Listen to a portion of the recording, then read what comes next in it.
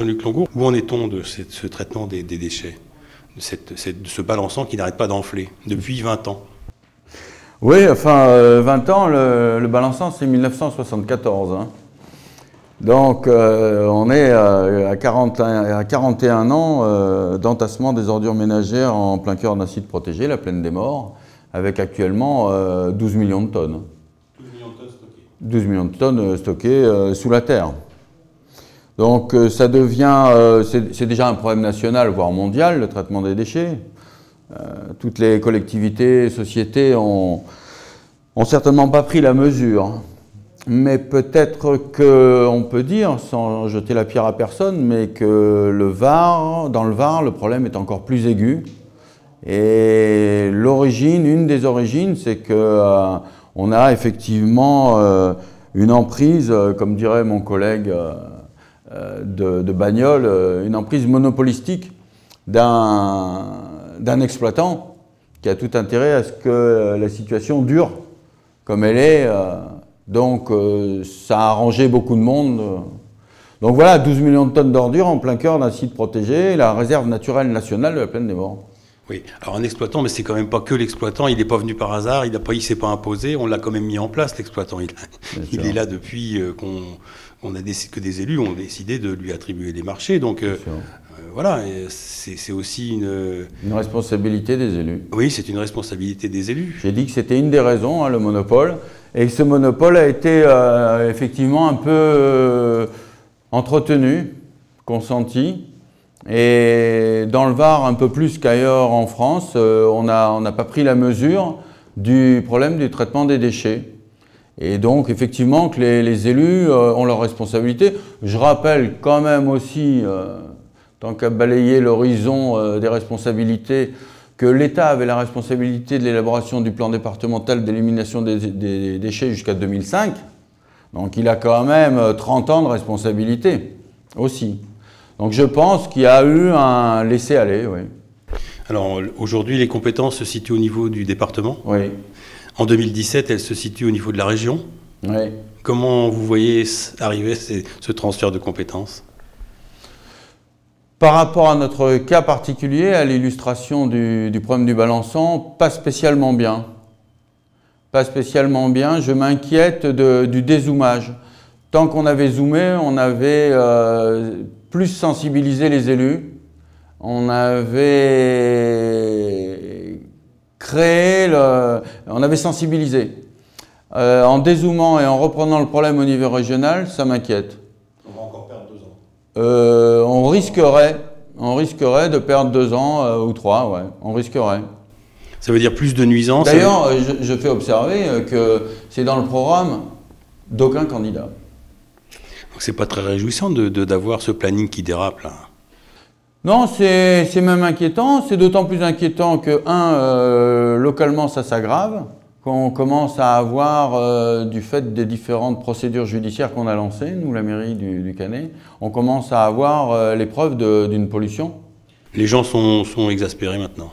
Ah, carrément, ils sont exaspérés. En périphérie immédiate, c'est même pas que le Canet. L'autre jour, j'étais chez des Lucquois sur la nationale, là-bas en direction de Gonfaron. Ils m'ont dit, il y a 30 ans qu'ils sont là, depuis 2-3 ans, on sent ces odeurs putrides.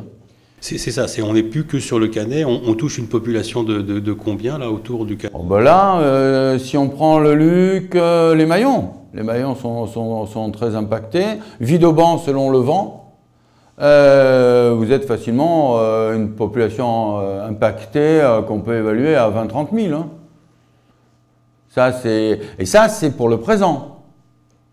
Les générations futures qui vont hériter du bébé pollué et des 12 millions de tonnes qu'on ne pourra plus traiter, ça va majorer le chiffre, ça va multiplier les chiffres par 10 parce que ça va s'étaler sur les générations à venir. Et c'est là que je trouve vraiment qu'on ne joue pas notre rôle. Je suis bien au-delà de toute politique ou polémique. C'est qu'on vit dans l'instant, on pourrit bien, et puis les autres se débrouilleront. On n'a pas de vision sur ce processus de traitement des déchets, parce que quand on creuse un petit peu, on voit que tous les projets qui sont, alors on en reparlera, on va y revenir, mais les projets qui sont un peu envisagés tiennent compte des chiffres actuels. Or les chiffres actuels, c'est 60% d'ordures ménagères, 40% de tri. On n'est pas bon? Non. Qu'est-ce qu'il faut faire? Non, non, non. Nous, à Cœur du Var, ou alors à côté de nous, le Cived, là, de mon ami André Guillol, les chiffres s'améliorent. Les chiffres s'améliorent. Ben, déjà, très concrètement, quand vous reprenez la collecte et le traitement des ordures ménagères par l'enfouissement, par les collectivités, par le public, vous faites déjà cesser le conflit privé-public, parce que là, il y a conflit d'intérêts. Jusqu'à maintenant, l'exploitant qui avait la main sur tout, il avait intérêt à ramasser le plus possible d'ordures pour les entasser parce qu'il était payé à la tonne. Nous, on a une vision totalement différente où on privilégie le tri, donc là, tout ce qu'on peut trier ou revaloriser, chez nous, augmente. Je crois qu'à Cœur du Var, on approche les 50%. Alors, quand vous dites chez nous, c'est avec le Cived, et comment ça va se structurer? Alors chez nous, c'est Cœur du Var, parce à la communauté de communes Cœur du Var, on a pris le traitement des ordures ménagères depuis 2011. Mais le Cived, qui s'y sont mis avant nous aussi, travaille bien et on a des chiffres très proches. Donc oui, il faut absolument avoir une volonté politique locale qui s'est exprimée avec l'association de Comté de Provence, Mont-Aurélien, Sainte-Baume et Cœur du Var. Mais là, ça traîne un peu alors qu'on a très très bien avancé parce que l'installation de l'usine qui traitera, parce que ce ne sera plus comme avant. Là, on parle de Technovar ou on parle des deux usines prévues en multitraitement des déchets sur Est-Var? Alors, il y a le plan départemental d'élimination des déchets dans sa dernière mouture, qui est en train d'être validé selon la longueur des procédures administratives. C'est la Goubran, Toulon, avec l'incinérateur, et après 3 ou 4 autres sites répartis d'usines de traitement multifilières qui, à terme assez court ou moyen, doivent ne laisser que 20% d'enfouissement. Ça, c'est ce à quoi on y travaille. Ça existe déjà ailleurs. Hein. On vient du Puy-en-Velay. En Puy-en-Velay, ils ont 20% de mise en décharge. Donc, on revient sur les solutions. Donc, continuer sur ce qui est prévu. Parce que là, aujourd'hui, on n'a même pas un syndicat pour prendre en charge cette... alors le syndicat, on est en train de le monter, puisque ça doit être un syndicat qui va regrouper les 3 plus 4, plus une partie du Verdon, là. Et il nous manque juste, pour démarrer, le lieu où on va construire l'usine multifilière. Le syndicat Mont-Aurélien, Sainte-Baume, Comté de Provence, Cœur du Var, nous, on s'est regroupés depuis maintenant 3 ans. On y travaille, on bourlingue un peu partout en Europe pour aller voir les sites. Donc nous, techniquement, on est prêts. Simplement, il faut le lieu pour construire. Les maires ne veulent pas d'incinérateurs ou d'enfouissement sur leur commune. Oui, mais alors c'est là que c'est important de comprendre la différence. C'est-à-dire qu'il faut considérer le traitement des ordures ménagères désormais comme une activité industrielle. Le site que l'on cherche n'est pas un site d'enfouissement, c'est un site d'implantation d'une usine de traitement. Qui va générer des bénéfices, payer des taxes? Ah, bien sûr. C'est un aspect économique. Bien sûr, mais c'est de l'industrie. C'est que simplement on n'y est pas encore prêt dans le Var, alors que partout en Europe, ça fonctionne très bien. On est allé chez nos amis allemands, ils ont je ne dis pas que vous mangeriez par terre, mais vous seriez bien à une table dans l'usine pour manger. Alors, donc les maires ne sont pas persuadés de l'intérêt économique d'avoir sur leur commune, d'accueillir sur leur commune des solutions de multitraitement qui, somme toute, sont abouties, efficaces, propres, à l'exemple de ce qu'on voit dans les pays européens? Oui, c'est-à-dire qu'il y a des maires, moi je me rappelle mon collègue de Gonfaron, on avait trouvé un site, nous, sur Cœur du Var. Mais l'État ne nous a pas autorisé à le faire parce qu'il y avait, soi-disant, de multiples protections environnementales. Donc il y a des maires qui sont prêts à le faire. Il y a un collègue à Salerne et à Ops qui sont prêts à accueillir une usine de traitement. C'est une usine, c'est pas un problème plus que ça. Moi je les engage à sortir un peu du Var et à aller voir ce que ça donne ailleurs. Donc là en l'occurrence on devait s'implanter et on doit toujours, j'ai bon espoir, sur Nicopolis parce que c'est extrêmement bien desservi et que c'est une entreprise, c'est une usine, c'est tout, quoi. Il n'y a rien d'extraordinaire. On est parfaitement capable de traiter les odeurs qui peuvent émaner de ça. C'est pas du tout un enfouissement. Surtout s'il n'y a plus que 20% Après les 20% repartent. en décharge. Ça, c'est de l'enfouissement, les 20%. Ouais, soit en enfouissement, soit éventuellement en incinération, selon les vides de four qu'on peut avoir à la Goubran. Mais en tout cas, oui, en enfouissement. Ouais. Pas à Marseille? Ben moi, je suis favorable à ce qu'on trouve en local. Après, à force d'attendre, je sais que mon collègue Michel Tauzan On va rouvrir Bagnoles? À Bagnoles est d'accord, mais lui, il y a longtemps qu'il est d'accord pour ouvrir le 4, son site 4, mais pas pour qu'il soit utilisé par l'exploitant actuel et de la même façon que ce qui s'est fait depuis des années, où on accueille tout et n'importe quoi venant de n'importe où. Donc, mais lui, il serait d'accord. Dès l'instant que vous divisez par 5 ce que vous envouissez chaque année, vous avez du temps devant vous. Hein. Il n'y a plus rien de pareil. Donc là, je pense que les responsables de Comté de Provence, dont je peux comprendre l'hésitation, mais parce qu'ils ne connaissent pas assez bien le sujet. Encore une fois, c'est une usine, c'est pas un centre d'enfouissement. Jamais personne n'a pensé mettre le balançant, déplacer le balançant. D'abord, ça ne se déplace pas, un tas pareil. Et ensuite... ça se remet en état peut-être? Ah ben ça, alors là, j'espère. Je suis en train de travailler depuis des années avec des responsables européens pour retraiter ces 12 millions de tonnes, mais il va falloir du temps. La technologie, apparemment, ils l'ont. Donc moi, j'espère, parce que je crois que c'est de notre responsabilité. Ça fait 50 ans, 40 ans qu'on enfouit n'importe où, n'importe comment. C'est à nous aussi de nettoyer, de commencer à nettoyer. Et ça aussi, je pense que ce sera générateur de... Ça aura un coût, mais que ce sera générateur d'un certain développement économique. Mais est-ce qu'il vaut mieux faire plusieurs petits centres que des gros centres comme on l'utilise? Je réponds tout de suite, c'est oui. Je réponds tout de suite, c'est oui, parce que ça fait des années quand les industriels qui ont pris des habitudes et qui ont des marges qui les arrangent bien, des marges bénéficiaires, nous parlent d'économie d'échelle. Mais c'est des économies de leur échelle, pour grimper à leur propre grenier où ils entassent leurs propres bénéfices. C'est ça l'échelle qu'ils sont en train de faire. Mais on peut très bien traiter localement. Avec effectivement un minimum, quoi. C'est pas chaque commune qui va s'en occuper. Une communauté de communes, intercommunalité, c'est un minimum, et l'association, comme nous on le fait, de 3 intercos, c'est l'idéal. C'est l'idéal pour sensibiliser les gens et puis pour arriver à une bonne qualité de traitement. C'est pas un problème de ne pas avoir aujourd'hui de communauté d'agglos sur Val d'Isole, CCP, Saint-Max? Éventuellement toujours difficile sans chercher à fuir une quelconque question, mais toujours difficile de se substituer à ceux qui sont dans leur réalité à eux. Ils ont peut-être des bonnes raisons. Il est certain que s'il y avait une communauté d'agglos, ce serait bien, je crois, pour tout le monde. Je ne crois pas, par contre, que ce soit indispensable à l'émergence du projet Technovar. On était très très bien partis. On avait pris de l'avance sur tous les autres dans le Var parce qu'il y avait cette conjonction d'envie politique. Et là, on bute parce que, disons-le, quoi, le site qu'on avait prévu à Nicopolis, avec l'ancienne municipalité, nous met dans l'expectative. Voilà, on n'a pas de réponse des responsables actuels. Alors nous, on préférait qu'ils nous disent non, et à ce moment-là, on verrait pour trouver d'autres solutions. Mais c'est la seule raison pour laquelle ça bloque. Techniquement, on est au point. Les industriels sont prêts à suivre.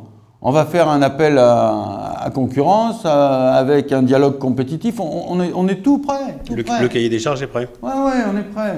On est prêt. Simplement, on ne va pas lancer un marché sans qu'il y ait d'usine, sans qu'on ait un endroit. Peut-être que l'ADEME ne joue pas assez son rôle. Je ne cherche pas non plus à leur jeter la pierre, mais l'ADEME, à force d'envisager toutes les possibilités et à n'en retenir aucune, contribue à cette espèce d'attentisme. Mais enfin, c'est comme si Ford n'avait pas voulu construire la première voiture, quoi. Il faut démarrer. Donc il y a plein en France d'exemples, partout en France, qui fonctionnent très bien, qui seront améliorables, bien sûr. Mais il faut se lancer. Donc la vision, c'est effectivement le meilleur déchet, c'est celui qui n'est pas produit, donc il faut réfléchir en amont à ce suremballage, à tout ça, ça c'est sûr, il n'y a aucun doute là-dessus. Ensuite, il faut faire du tri et du recyclage, il faut voir ce qu'on peut valoriser énergétiquement. Ça c'est très bon, les composés qui sont susceptibles d'être utilisés en cimenterie pour être brûlés et pour faire le ciment. C'est un peu une mine d'or, hein, toutes ces ordures. On a enfoui parce qu'on était dans une société de consommation, une société très riche, donc on fait du neuf, on a intérêt. Mais il y a tout un tas de composants. Le manque qu'on a actuellement de cuivre, le manque qu'on a de fer, si on récupérait tout ce qu'on a en décharge, on a une mine. Hein. Donc la vision, mais qui n'est pas encore assez industrialisée, mais qui est quand même bien partie, c'est ça. C'est on ne produit pas, et ce qu'on produit, on trie, on revalorise. Et de telle sorte qu'on prévoit de ne plus mettre que 20% en décharge. C'est parfaitement faisable. Il faut le faire en régie publique ou conserver des opérateurs privés? Moi, je pense qu'il faut que ce soit sous maîtrise d'ouvrage public pour rompre définitivement le conflit public-privé. Parce que quand on a intérêt, quand on gagne autant à trier qu'à entasser, on entasse. Nous, public, on est obligé de penser une génération plus loin et de dire, bon là, c'est pas assez, on n'arrive pas, on trie, on revalorise pas assez, il faut aller plus loin, il faut aller plus loin. Nous les gens, s'ils ne trient pas assez et qu'ils nous laissent qui nous font des dépôts n'importe où, ben, on ne ramasse pas.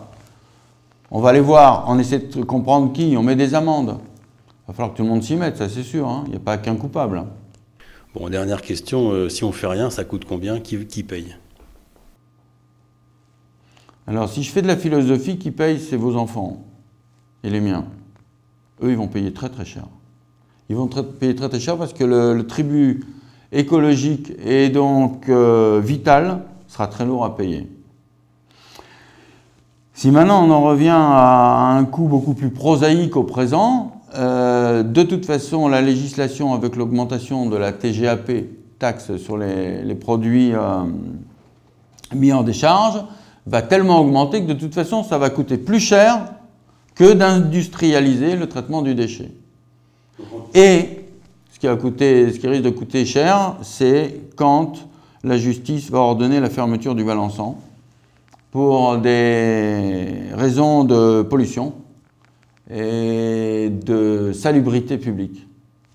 Parce qu'on va doucement vers un scandale de santé publique qui, comme tous les scandales de santé publique, ne se met pas en place en 1 an ou 2, mais s'étale sur 20-25 ans, comme Montchanin, comme partout ailleurs. Parce qu'il faut le temps que ça arrive dans les mains de la justice, temps pendant lequel les lobbies qui font du bénéfice à entretenir une situation agissent, fassent pression, et c'est tout ce comportement qui est très dilatoire et qui fait qu'un scandale de santé publique met autant de temps à éclater. Donc là, on commence depuis maintenant 2000 à mettre en évidence tout ça, ça finira par éclater. Pour l'instant, le premier rapport de l'expertise judiciaire, et la première conclusion, c'est pollution au nord comme au sud, en surface comme en profondeur, autour du site. Profondeur, ça veut dire une nappe phréatique touchée? Ben, pour l'instant, le rapport final n'ayant pas été produit, je ne m'avancerai pas plus. Mais ben, théoriquement, là, dans les maximum 6 mois, plus une enquête qui a été menée par les gendarmes, les limiers de l'environnement de Toulon, qui sont indépendants, et qui ont eux aussi apparemment fait des découvertes. C'est normal, on a trop attendu. Je me rappelle d'une réflexion de monsieur le sous-préfet quand on était en commission de surveillance, la ancienne CLIS, et que l'exploitant nous expliquait les résurgences. C'est-à-dire si le site est un Montbordy comme ça, il y a eu au moins deux exemples de résurgence. C'est-à-dire les jus noirs qui sont pris dedans ressortent à l'extérieur, et à l'extérieur, on est en plein cœur de la réserve naturelle. Donc, ça fait une énorme tache noire. Alors, on lui demandait d'expliquer, et comme d'habitude, il expliquait à sa façon, c'est-à-dire, vous inquiétez pas, c'est pas grave, on maîtrise. Et monsieur le sous-préfet lui a dit, mais finalement, le balançant, c'est ni plus ni moins qu'une éponge gorgée de jus noir, qui va s'exprimer selon la pression atmosphérique, selon le poids des ordures qu'on rajoutera, et le jus noir sortira au hasard des conduits qu'il peut y avoir en souterrain à l'extérieur. Dans un rayon de... Ah, ça, forcément, ça va rester limité, ça ne va pas sortir, et encore, on ne sait pas, mais enfin, les nappes phréatiques, personne n'arrive à suivre. Hein. Mais ça peut ressortir, en tout cas, en plein cœur de la réserve, dans un rayon, je ne sais pas, de 100, 200, 300 mètres minimum, quoi. Voilà. Il y a eu une mesure d'impact sur la faune, flore, faune? Non, pour l'instant, c'est de l'air. Ah ben pour l'instant, l'enquête, l'expertise judiciaire va s'attacher à démontrer que les sols sont pollués. Enfin, s'attacher à démontrer qu'ils sont... C'est pas sa mission. Sa mission, il est indépendant, monsieur l'expert. Il doit dire si oui ou non les sols sont pollués et les nappes sont polluées. Ça fait partie de sa mission. Et l'impact sur la faune en fait partie, mais se fera certainement dans un second temps. Mais enfin, on sait très bien qu'à partir du moment où les sols sont pollués, il n'y a rien de bon, quoi. Le scandale de santé publique, est-ce que l'État va assumer son rôle de... Son rôle de garant de la santé publique, ouais, bien sûr, ouais. Ben, je suis très déçu déjà que Madame la ministre de l'Environnement n'ait pas répondu à mon courrier qui était quand même assez clair dans sa rédaction et qui témoignait de ce risque de santé publique. J'ai donc maintenant, depuis plus de 6 mois, je ne sais plus très bien combien ça fait, aucune réponse. Donc je ne suis pas sûr que l'État, au niveau du gouvernement, en l'occurrence, enfin, le gouvernement actuel ait pris la mesure, sans aucun esprit polémique ni politique, mais je pense qu'ils n'aient pas bien pris la mesure. Quant à la bonne prise de mesure locale, par les différents préfets et sous-préfets, on sent qu'ils sont petit à petit acculés et qu'il va bien falloir que... Mais disons que là, par exemple, il y a quelque chose qui est très clair et qu'il faut absolument mentionner quand même.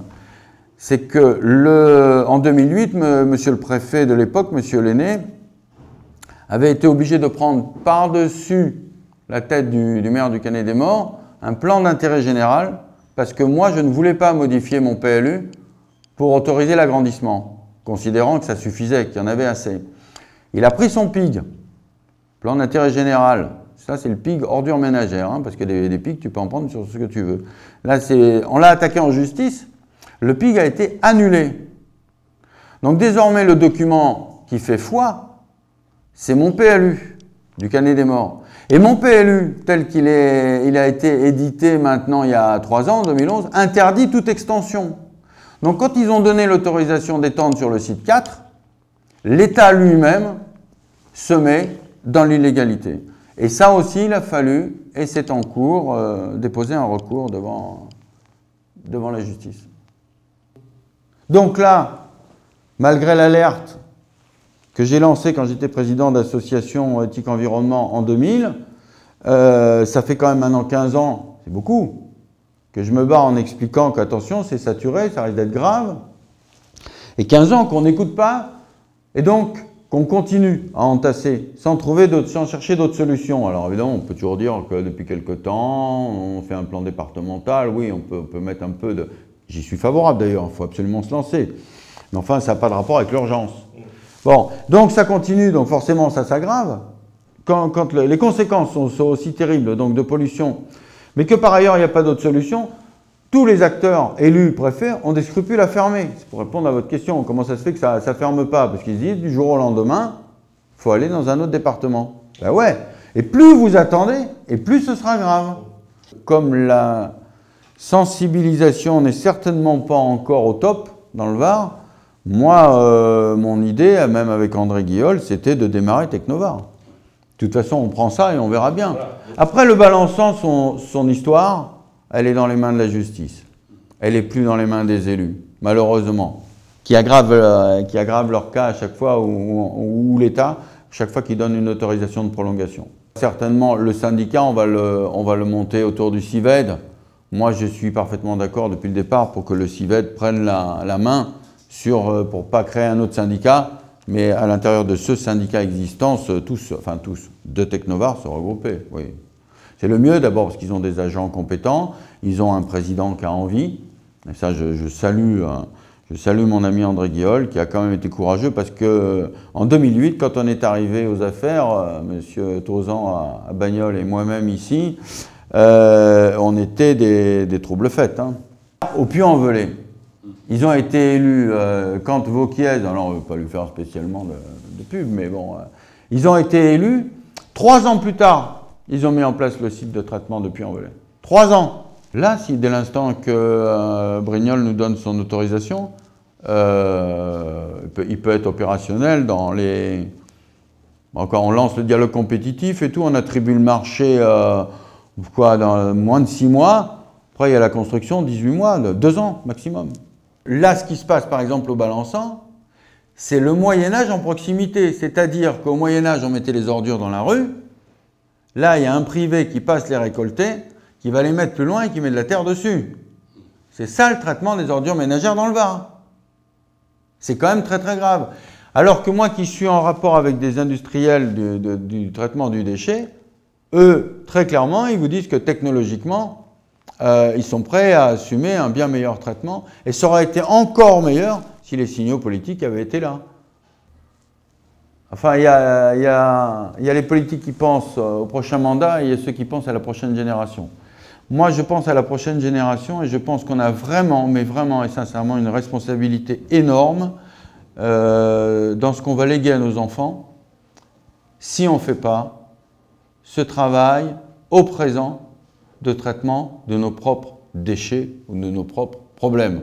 Que ce soit les pollutions des courants marins, de tous les océans ou de l'atmosphère, cet héritage pour nos enfants est absolument terrible, quoi. Terrible et pourrait même remettre en question la pérennité de l'espèce humaine et sa capacité à vivre sur Terre, en s'autodétruisant. Parce qu'une augmentation de la température au niveau de la planète et une saturation en gaz à effet de serre, c'est quand même, et considérant que l'eau, qui est vitale, est polluée à 90% sur notre territoire, sur la planète. 90% des eaux de source, eaux de ruissellement sont polluées.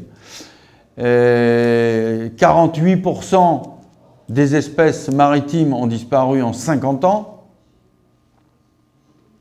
Il faut bien que nous, petits colibris de notre époque, apportions notre goutte d'eau pour mettre fin à cet incendie planétaire de la race humaine, de l'espèce humaine. Ouais.